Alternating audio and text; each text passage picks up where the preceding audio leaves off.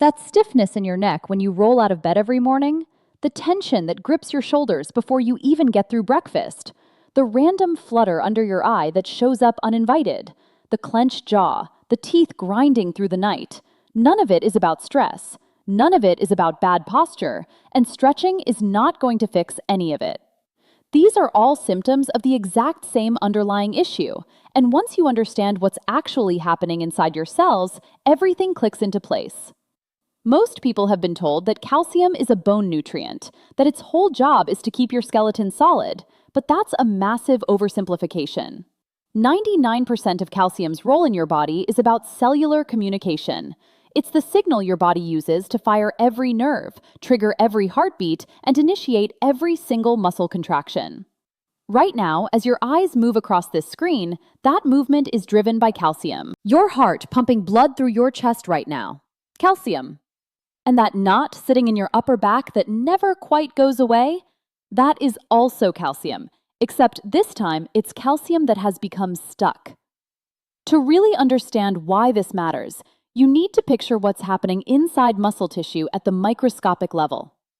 When a muscle contracts, calcium floods into the muscle cell. That's the on switch. When the muscle needs to relax, that same calcium has to be physically pumped back out against resistance. That's the off switch.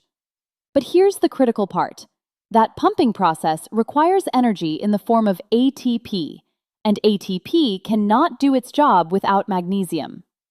Magnesium is the essential cofactor that makes the entire relaxation process possible.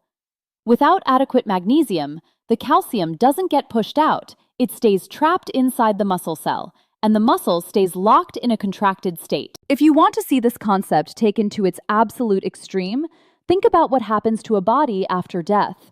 With no ATP being produced, there is no mechanism to remove calcium from the muscles, and the result is full body rigidity. That is exactly what stuck calcium looks like when there is zero energy left in the system.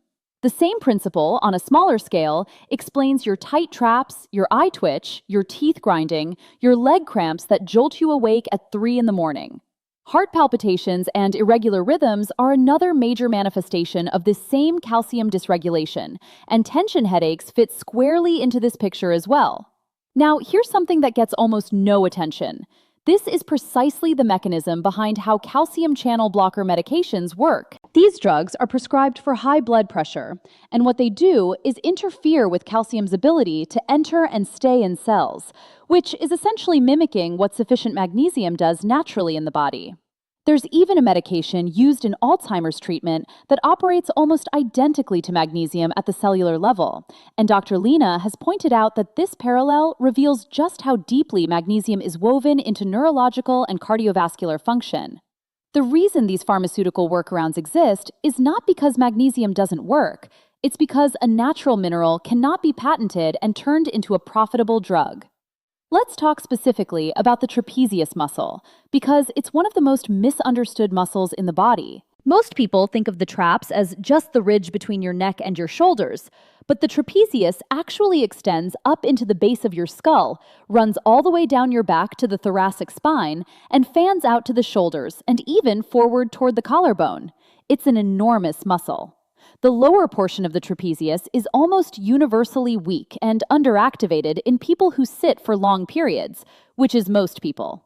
Because the lower trap isn't doing its share of the work, the upper trap has to compensate and ends up in a near constant state of low-grade contraction. On top of that, the trapezius muscle has a direct neurological connection to the body's fight or flight system. So anyone running on chronic stress is already predisposed to holding extreme tension there. But the root problem underneath all of that is still the same. Not enough magnesium to drive the calcium out of the tissue and allow those fibers to fully release. If you want to help your traps structurally, look up lower trapezius strengthening exercises. Even just bringing a few degrees of forward head posture back into neutral takes tens of pounds of load off that muscle, since each inch your head sits forward adds roughly 10 pounds of effective weight your traps must support. Magnesium also follows a circadian rhythm in your body, which explains something that puzzles a lot of people. Why do so many physical problems peak in the early morning hours? Magnesium levels in the body hit their lowest point in the period just before waking, which is exactly when leg cramps are most likely to strike, when the risk of cardiac events is statistically at its highest, and when muscles that were already borderline are pushed over the edge into spasm or dysfunction. That timing is not a coincidence. Now let's look at where stuck calcium shows up beyond muscle tissue, because the consequences go much further. When calcium doesn't move through the body the way it should, it begins depositing in soft tissues, accumulating in joints as arthritis, building up in arterial walls as plaque, and combining with compounds like oxalates in the kidneys to form stones. DoctorLeana's perspective is that kidney stones in many cases represent a serious long-term magnesium deficiency, and that framing changes how you think about prevention entirely. You've probably heard that vitamin K2 helps direct calcium away from soft tissues and toward bones where it belongs. But what's less commonly known is that magnesium is the primary cofactor that allows K2 to do that job effectively. There's also a pH dimension to this that almost never gets discussed. For calcium to behave normally in your body, the internal environment needs to be within the right pH range, not too alkaline. When people eat diets high in refined carbohydrates, sugars, and starches, the body tends to shift toward excess alkalinity.